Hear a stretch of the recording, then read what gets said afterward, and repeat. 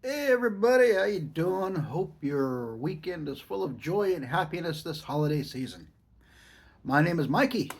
I am a former cigar smoker, although I still enjoy a cigar from time to time. I haven't in a while. I switched over to dip and chew, snooze and snuff about three and a half months ago. Yeah, going on 3 months. Oh, yeah, yeah, 3 months. I can count.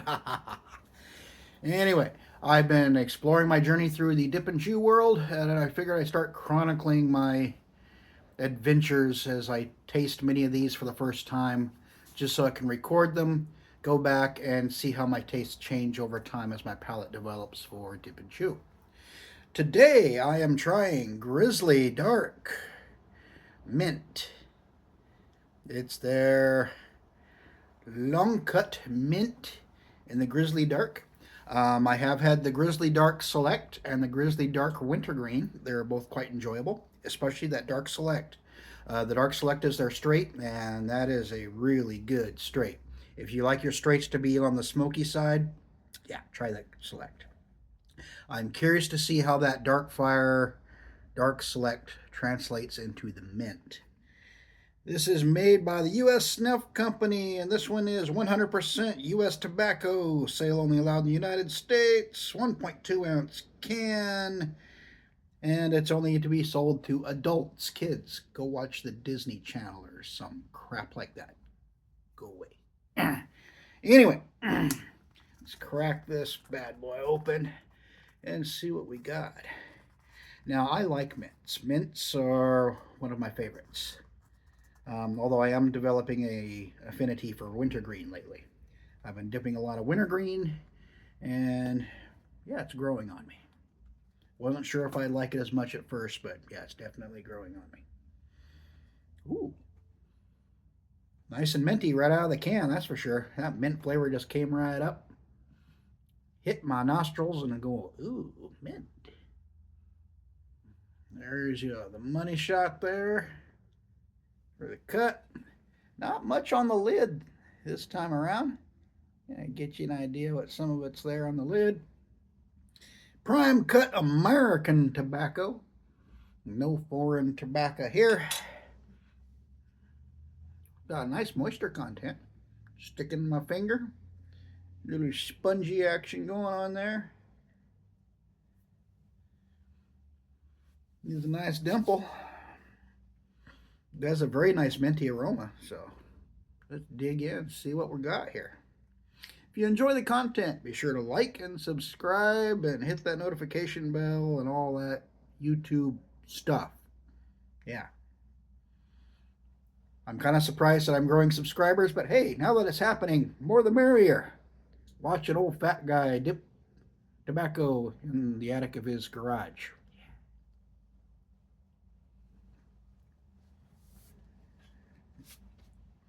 Speaking of old, tomorrow's my birthday. Where'd that come from? I just had one. I had one last year. Dang it. I'm getting too old for this crap. This is nice. Initial impression, that mint flavor is good. It's popping. Nice. You get the cooling sensation of the mint, almost a little bit of a burn from the mint flavor. I got some on my tongue even. Mm-hmm. Hope this holds up from the initial impression. I've been holding off trying this one because I wasn't sure if I'd like it, but yeah. First few seconds in the mouth, I'm enjoying it. Definitely on the stronger for the minty side. It's got a nice strong mint flavor, which I really appreciate. Um, Waiting for it to juice up here just a minute. Today's little tidbit. Let me talk straight. It happens when you get older, I guess. Today's historical tidbit. A little bit of Southern Oregon lore and history. The Port Orford Meteorite. Back in 1856, I've not gotten tobacco hiccups in a while. Now I got, now I got tobacco hiccups. What's going on, Grizzly? What's going on? I said I liked it and they'll need to punish me. 1856. Dr. Jonathan Evans was hired by the U.S. government to survey the Oregon Territory since it was quickly becoming a state, or it was about to be. Now, Dr. Evans was not a doctor of geology. He was a medical doctor who decided to get into geology because some years earlier, on an expedition in the Midwest, he ran across some dinosaur bones, which kind of gave him some notoriety. So he kind of switched from being a medical doctor to a geologist. No real formal training. He just found some dinosaur bones. So, hey, you're a geologist now. Anyway, this guy, surveying southern Oregon, outside of what is now the modern town of Port Orford, although some accounts say he was between the Umpqua and Coquille rivers. If that's the case, he was up in my neck of the woods. Port Orford's like an hour south. But from most of the descriptions, he was in the Port Orford area. He's out surveying, come across this big old odd-looking boulder in the middle of the woods, buried up to its shoulders in the dirt. He chipped off a sample, put it in his pack, made a couple of notes, went on his way. When he got back to civilization, they checked the samples, and that one there was of a palladianite, I think is the name of it. It's a rock that is usually found in meteorites. Now, he described this rock as being nearly, like, he estimated 11 tons. So if it's an 11-ton piece of that meteorite ore, it's worth about $300 million in today's market. Rock was identified as a meteorite, created a buzz. They were going to send him out for another expedition to recover the rest of that meteorite. Big money, even back then. Well, the Civil War broke out. And ironically, the day after the Civil War broke out, Dr. Evans died of pneumonia. For years, people were searching for the Port Orford Meteorite, trying to find that rock that he took that sample from. Nobody could. Fast forward to the 1990s. The Smithsonian Institution ran another analysis on the fragment that he took, and they concluded that it was, a piece of a meteorite, but it's a piece of a meteorite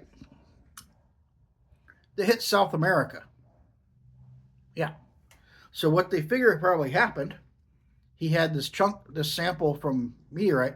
Chunks from that South American meteorite were quite common in the 1800s. Somehow he got one, and he either purposely or accidentally labeled it something he found outside of Port Orford. They called it case closed. It was a hoax. He was a huckster. He was trying to get some notoriety, have the government or some investors fund expeditions for the rest of his life, and he wouldn't have to worry about paying off his creditors or anything because they were on the other side of the continent. Yeah. So a lot of people have written it off as a hoax. However, in the 1920s, there was a miner, Bill Hutchinson, I believe his name was, or Bill Hendricks. No, Harrison. Bill Harrison was mining nickel down there in the area. He claimed that the meteorite had to be on one of his claims because he's been finding chunks of meteorite nickel all over his claims, and that's what he'd been salvaging to sell from his nickel mines. His assumption was when the meteorite hit, all these splinters of nickel ore peppered the area, and that's what he was mining. Well, they sent a sample in to the U.S. Geological Survey back in the 20s. They tested it, and yes, indeed, that nickel was of extraterrestrial origin. It was a meteorite fragment, nickel. They sent a note back to him, said, hey, we want some more of these samples. This is pretty intriguing stuff. Maybe you found the Port Orford meteorite. It's on your claim. He never responded. He just kind of ghosted him. He disappeared. Nobody really heard from him ever since. Now, some people say he himself was trying to pose another hoax, get some money and investors to fund his claiming and exploration operations there for more mining claims. Other people say that's proof that the Port Orford Meteorite does indeed exist. It's just in that area somewhere. It's covered up by a landslide over time, who knows, and it's yet to be found. So, do you believe the Smithsonian Institute in the 1990s, who say that fragment was from a South American meteorite? Or do you believe that there is indeed a meteorite down there somewhere? Maybe it's a secondary meteorite. One hit South America, one hit North America. Who knows? If there is a big hunk of rock out there worth hundreds of millions of dollars buried somewhere in the forest outside of Port Orford, Oregon. Fact or hoax? Who knows? You have the people who say it was a hoax, and you still have treasure hunters out here today who still look for that meteorite, hoping to strike it rich. Who knows? There's a little tidbit of Southern Oregon history and folklore. This stuff is nice. I should have tried this a long time ago. It's been in my pile. It keeps shuffling its way down. I've been putting more stuff up on top of it. I wasn't really expecting much from this. This has a really nice mint flavor. A little bit of sweetness, not much, but it's just minty all throughout. And the dark fire tobacco is complementing that strong mint very well. Now that it's juiced up, the smoky bits from the dark fire, they're in the background. I can detect them. But that mint is nice and strong and straightforward front and center. And they're dancing off of each other quite remarkably. I'm impressed. This entire Grizzly Dark line is pretty good. I wasn't sure about the wintergreen at first when I first reviewed it. It's like, yeah, it's an okay wintergreen. I've been working my way through that can, and it's growing on me. It's getting better and better every time I try it. This is like the Grizzly Dark Select. Straight out of the bat. It's like, dang, this stuff is good. I would say it has a moderate nicotine content. I'm feeling the nicotine. I haven't had any nicotine since around noon today, and it's currently nearly 6. So, 6 hours nicotine free. What am I going to do? Grizzly Dark. Problem solved. Yeah. Strong mint. It's still holding really good flavor.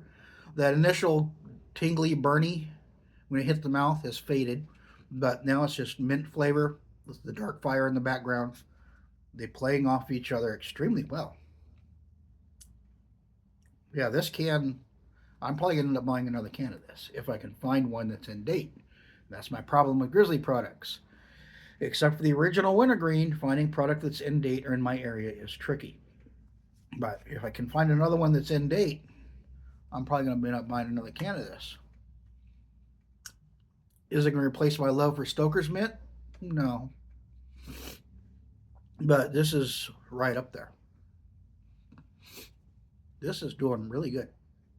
I am impressed. I really am. All of this Grizzly Dark line. If you haven't tried any of the Grizzly Dark line, I strongly suggest you try them at least once.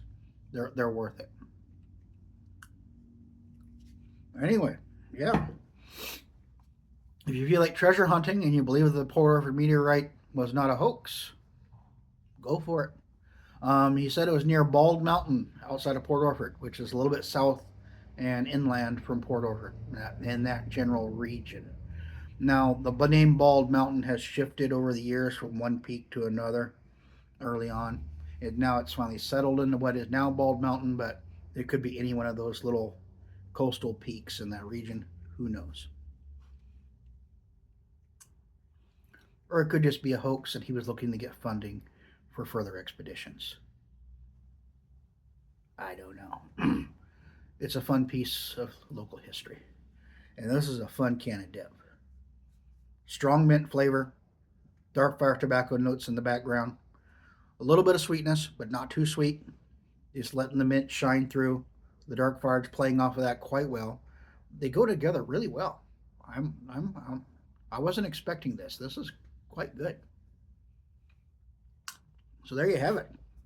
Grizzly Dark Fired, their long cut mint. Mikey likes it. Mikey likes it a lot. This is good stuff. Yeah, this can's going in the truck. I'm going to be dipping this for the next few days. So, anyway, if you enjoy the content, be sure to like and subscribe. Throw your comments and thoughts down below. I read all the comments, so if I don't answer them all, I'll at least give them a little heart thingy, show you that, yeah, I have looked at it.